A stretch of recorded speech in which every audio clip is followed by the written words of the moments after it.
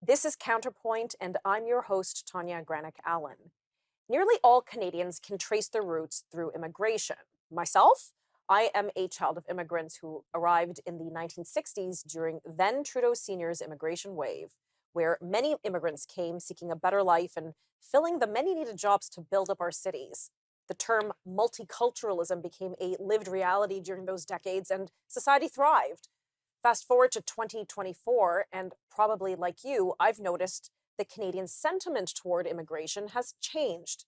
In 2022, Canada welcomed over 1 million immigrants alone. With sharp increase to the cost of housing, reduced or limited supply of housing, crowded schools, reduced access to family doctors, some Canadians are now asking if we can sustain immigration numbers that we have seen in the past 5 years. Many immigrants, likewise, are asking if they can actually afford to immigrate to Canada. Will they survive and thrive? There's so many factors to discuss when we look at balanced immigration policies. And joining me now to do just that is Aaron Wudrick, Director of the Domestic Policy Program at the Macdonald-Laurier Institute. Aaron, thank you so much for joining me today. Let's dive right in. What are Canada's immigration numbers historically? Because we keep hearing that there's been sharp increases, but I think it's important that we see, well, what do they used to look like? Yeah, well, it's ranged quite a bit, Tanya, depending on the era. I mean, it can go anywhere from a couple 100,000 a year up to a million a year. But we are in recent years, I think there's been a lot of confusion about exactly what the numbers are because there's different categories of migrants, right? We have what are known as permanent residents, people who are coming here who are on a clear citizenship track.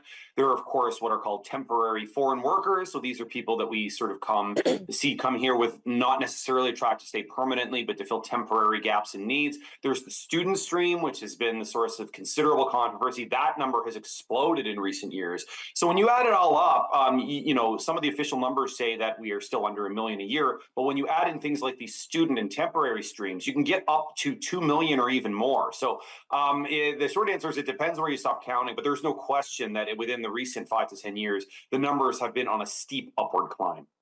And is the government expected to continue increasing those numbers? Is this what's predicted? No, the government has belatedly started to say, within the last few months, that they're going to cut down on some of these numbers. So, for example, they're going to cap for the first time the student stream. This is for some of the provincial governments who allocate a lot of those spots by institution to tell which ones, how many students they're allowed to have. So the government has made quite a dramatic U-turn in recent months, including with some rhetoric that we probably would not have seen with them even last year. But because these numbers are, just being imposed now, it's going to be a little while before Canadians start to notice the drop off in the numbers. And I think that's perhaps what the impetus was in this change of sentiment from the federal government with regards to immigration policy, is there seems to have been, increased unease with the amount of immigration coming to Canada. And not because of like xenophobia or anything. I think there just seems to be some practical pressures on our infrastructure and people are taking notice. Do you think that also contributed to the government's kind of cooling down on the numbers? Well, absolutely. I've written a bit about this, and we can touch on the xenophobia or what I call cultural friction element later. But I think the single biggest item is, of course, housing. Housing prices have gone through the roof in Canada. Most Canadians cannot find housing, and never mind be able to afford it if they can. And then that's also a stressor for things like international students who are promised they come to Canada to start a new life, and they end up sleeping under an overpass because they can't find somewhere to live. So both Canadians and some of these new recent immigrants themselves are victims of this policy.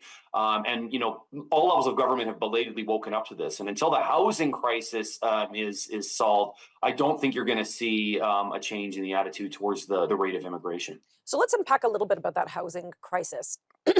Obviously, when you have increased population in bigger cities, that puts a big pressure on those cities who sometimes have less geographic land on which to expand. Is that what we're seeing here, or increased competition for the houses that exist? Yeah, it's a simple matter of supply and demand. Supply has not kept up with demand. It hasn't been keeping up for decades. So this is not a problem that arose overnight. There has for a long time been what's known as NIMBYism. People who live in neighborhoods and like the neighborhood the way it is, they mobilize to block development in their neighborhood. The result is that people who might move into the neighborhood never get to move there. So you have this sort of incentive problem, especially at the municipal level and to a lesser extent the provincial level, All levels of government have started to tune into this now, simply Right. because there are so many people, especially younger Canadians under the age of 40, that are so upset and so frustrated that it's starting to carry more political weight.